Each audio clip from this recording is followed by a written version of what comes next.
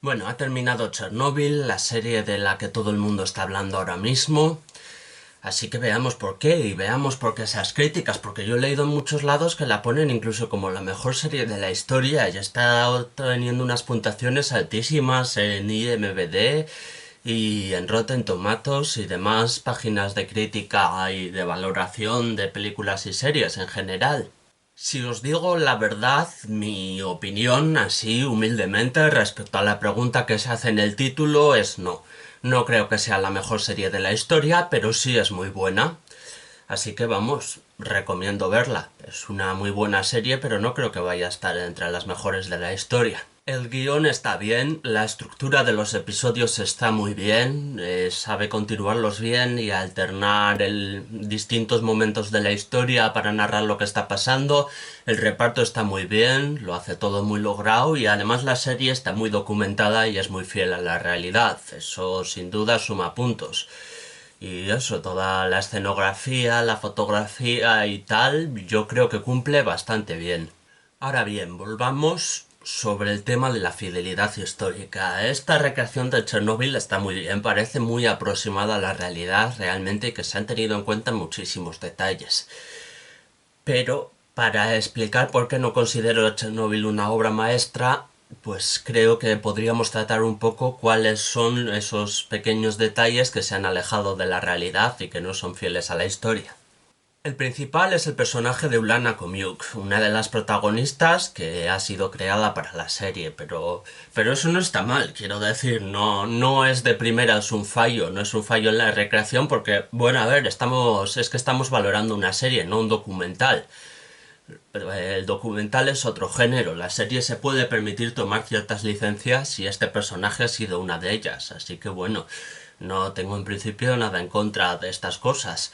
Lo que molesta un poco más es quizá algunos fallos en la ambientación, algunas incoherencias respecto a cosas que no tendrían por qué tomarse licencias. Se ha añadido más drama, esto lo hace un poco más irrealista, pero bueno, realmente tampoco mucho porque no se ha añadido muchísimo drama.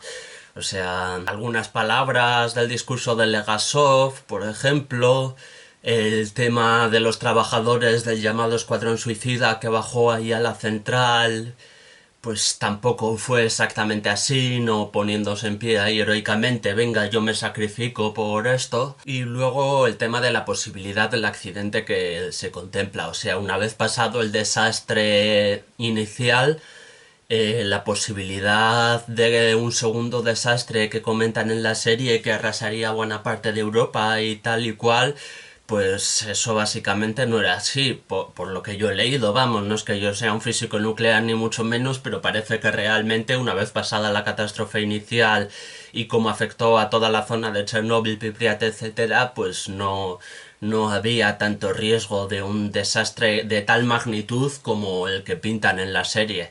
Entonces, en ese sentido, sí que se ha añadido un poco de drama que, en mi opinión, le quita un poco de realismo que no era necesario meter, así que lo considero un pequeño fallo, meter ese drama de más. También se ha leído a mucha gente decir que Chernobyl, la serie esta, desprende cierto tufo a propaganda anticomunista. Y estoy de acuerdo con esto. Pero primero tenemos que entender qué es eso de propaganda anticomunista. ¿Por qué lo digo? Porque es una definición que en este caso hay que coger muy con pinzas. A ver, es una serie sobre el desastre de Chernóbil. La Unión Soviética lo hizo mal. Entonces es normal que sea una crítica a la Unión Soviética esta serie. Esta serie debe ser una crítica a la Unión Soviética. Ahora, cuando yo hablo de ciertas licencias para hacer propaganda anticomunista, me refiero a las exageraciones o las adicciones de críticas al comunismo que no son las que deben estar. No sé si me explico.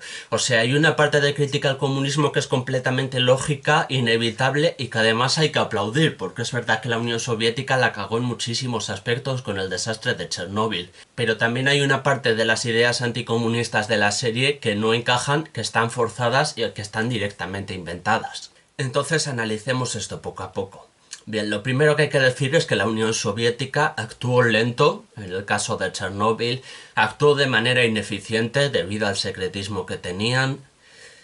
actuó de forma cruel al no tomar ciertas medidas de control, al no evacuar Pripyat lo bastante pronto.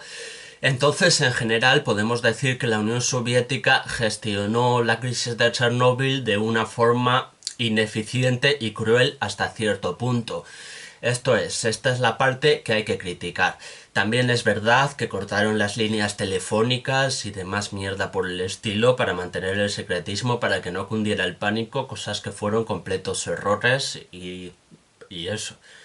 Que eso hay que criticarlo, está claro. Ahora bien, veamos las cosas que se han exagerado o que se han inventado para aumentar las críticas y para reflejar una Unión Soviética todavía más cruel e ineficiente de lo que era. En ese sentido, pues por ejemplo, la KGB tiene un papel chunguísimo como directamente el villano de la serie, cuando en realidad parece que ayudó bastante a gestionar el asunto y que la KGB realmente echó una mano con intención de ayudar, vamos. Lo mismo con el discurso de Legasov, como decía, que tampoco acusó a la Unión Soviética de mentir tan abiertamente como lo hace en la serie.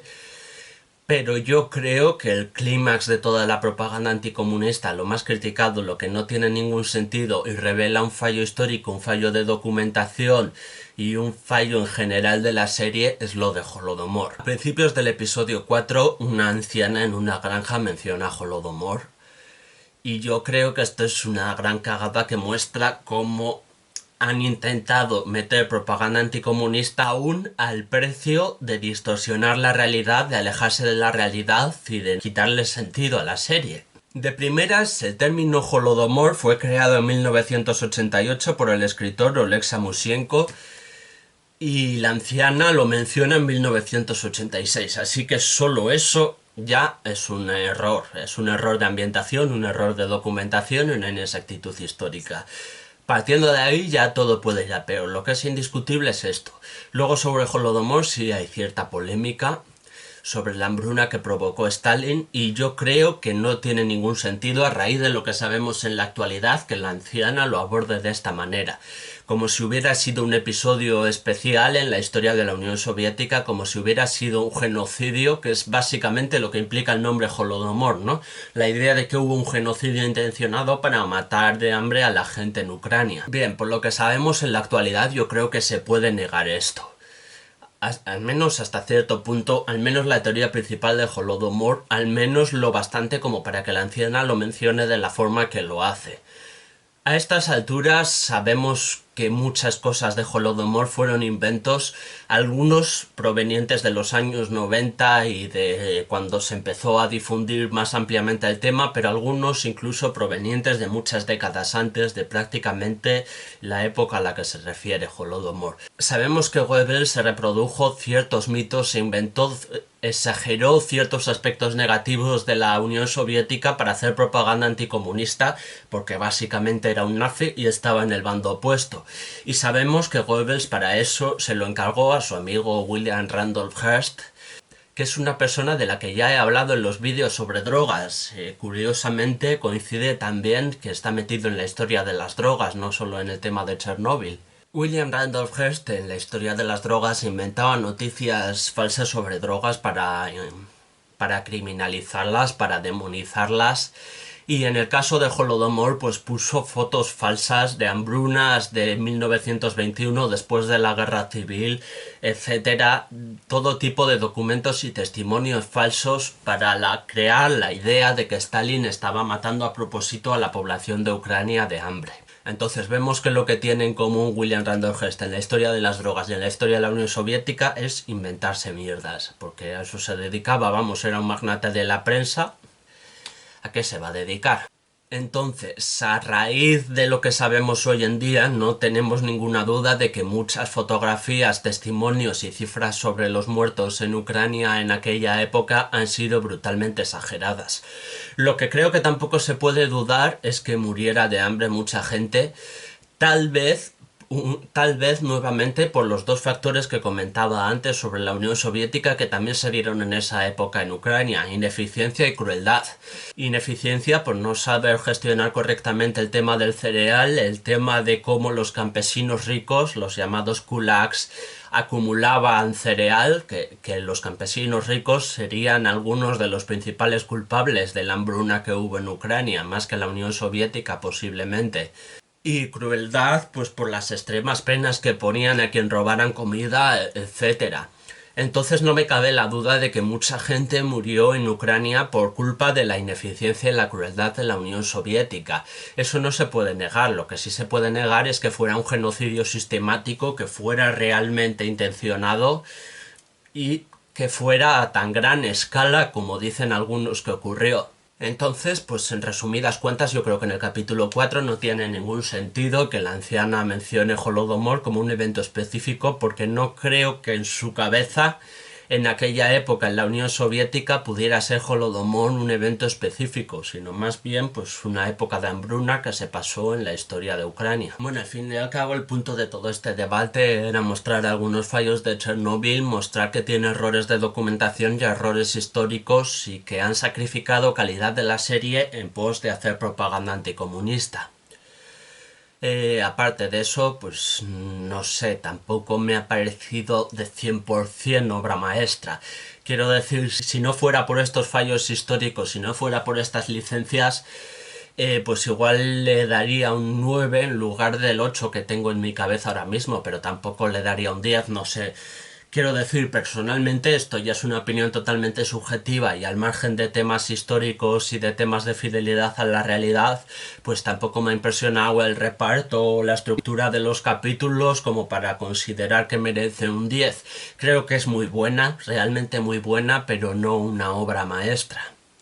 Yo hay unas cuantas series que pondría por delante. Las míticas de The Wire, Los Soprano, Breaking Bad, bueno, ya sabe todo el mundo a qué me refiero, supongo. Pero eso, no me parece una obra maestra. Me parece además muy extraño el fenómeno que se está dando de tanta gente glorificando Chernobyl y tanta gente diciendo que es la mejor serie de la historia cuando apenas llevaba unos capítulos, un par de capítulos de los 5 que son al final. Me parece un fenómeno muy curioso porque, insisto, Chernobyl es una serie muy buena, pero hay otras series muy buenas y no se ha producido, o al menos yo no he notado tan exageradamente este efecto de tanta gente y tantos titulares diciendo de repente que es la mejor serie de la historia. No entiendo muy bien a qué se debe esto, o sea, no he visto nada en Chernobyl que me llame tanto la atención como para decir, hostia, es verdad que es una obra maestra, entiendo que alguien pueda ponerla por las nubes nada más verla, no me parece tan excesivamente brillante. Entonces no sé si esto se debe a que Chernobyl ha sustituido a Juego de Tronos, que a su vez jugó con las expectativas de los fans y mantuvo a mucha gente pensando que el final iba a ser una obra maestra, pero no lo fue, y entonces ahora se busca eso en Chernobyl, no sé. No sé qué ha pasado, pero creo que bajará un poquito la nota de Chernobyl en sitios como IMDb o en Film Affinity poco a poco. Yo creo que con el tiempo, con el paso de unos meses, se pasará este efecto de lo que es, en mi opinión, sobrevalorarla. Pero bueno, insisto, esta parte ya es totalmente subjetiva, una percepción mía, y es mucho más discutible, por ejemplo, que los errores históricos que comete la serie, que son objetivos, solo hay que mirarlos y ya está, y decir esto es un error. Esto ya es una opinión mía, sin más, yo aquí la dejo y no pretendo imponérsela a nadie. Así que con esto acabamos. Mis conclusiones, pues que veáis Chernobyl. Son 5 episodios de nada y es una serie cojonuda, así que animo a todo el mundo a verla. Pero eso, en mi opinión, no es la mejor serie de la historia ni está entre las mejores.